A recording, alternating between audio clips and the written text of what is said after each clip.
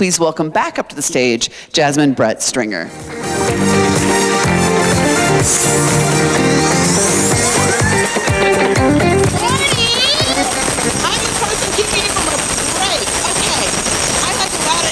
This is my friend, Bob. Bob, what's bringing you some joy today?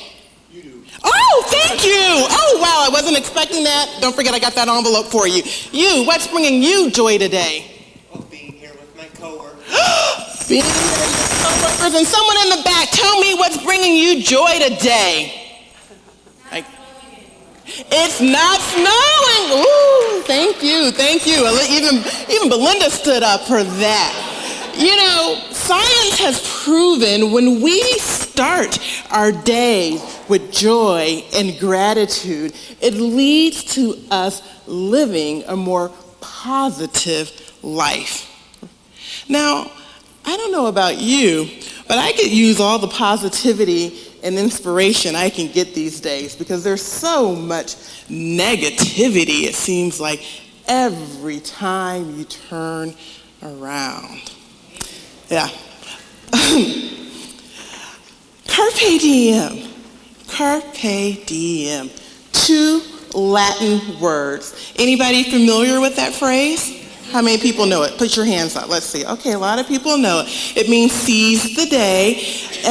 Robin Williams actually made the phrase really popular in Dead Poet Society. Did you learn it from Dead Poet Society? I know our millennial probably didn't learn it from Dead Poet Society. I actually learned about it in high school in 10th grade English, Miss Robertson's class. And I was an awkward person. I was an awkward teenager. I'm from Atlanta, Georgia.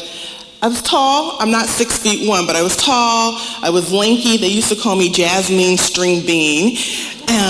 I said I was an awkward black girl before Issa Rae coined the phrase. I always marched to my own beat. And so I learned this phrase and it just resonated with me. Carpe diem, carpe diem. I started using it everywhere. In fact, back in the day when I was growing up, how many people are parents? Your kids probably want a cell phone, right?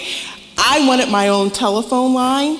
And with my own telephone line that you plugged into the wall, I got an answering machine, and I put Carpe Diem on my answering machine greeting. Hello, this is you-know-who. I'm not you-know-where, but you know what to do, and I'll get back to you, you-know-when. Carpe Diem. And guess what? It's still on my greeting today, Carpe Diem. The greeting has changed, but Carpe Diem is still there. So as a motivational speaker, I love connecting with audiences and sharing my story, my lived experience on how we can seize the day. And I layer that on top of a framework, and it's a really easy framework to apply to your life. There are 4 steps. See it, believe it, work it, and live it. I see some people writing that down. See it, believe it, work it, and live it. So the first step is to see it. You know, I talk a lot about vision. I believe that everything we do begins and ends with the vision that we hold for our lives. Again, I grew up in the South. I grew up in a very religious family. You know, there's a scripture, write the vision and make it plain. So I grew up having goals, having a vision for my life. And I had an opportunity to reflect on my life at the age of 30. It wasn't a letter to my younger self, but it ended up being a letter to my younger self. And at that point, I realized that I had accomplished all the goals that young Jasmine sought out to accomplish by the age of 30. That made me feel really good. I was like, go Jasmine, pat on the back, right? But then something happened. Jasmine stopped having a vision for herself. Jasmine had a great job. Jasmine had friends. I had a condo downtown. I was going on vacation. But you know what the problem was? I was living life on autopilot. Cruise control. Just going with the flow. The only goal I really had was to get promoted and to get a raise, because that's what you do when you work in corporate America. You're on that corporate ladder, get a raise, get a promotion. And then something happened. I was laid off. Yeah, laid off. Anybody been laid off before?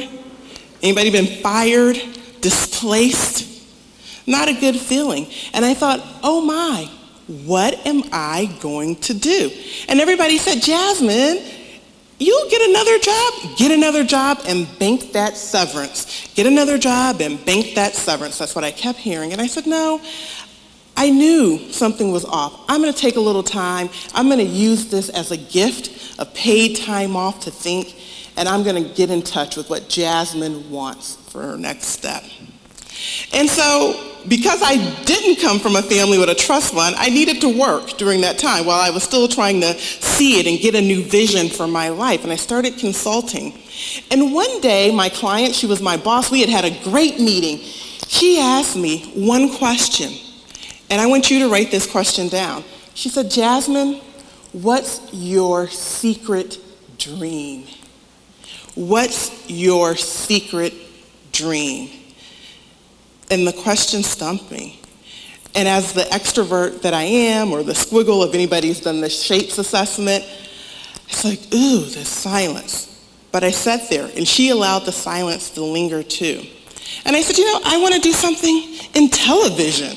I want to do something in television. I don't want to be a chief meteorologist, but I want to do something in television.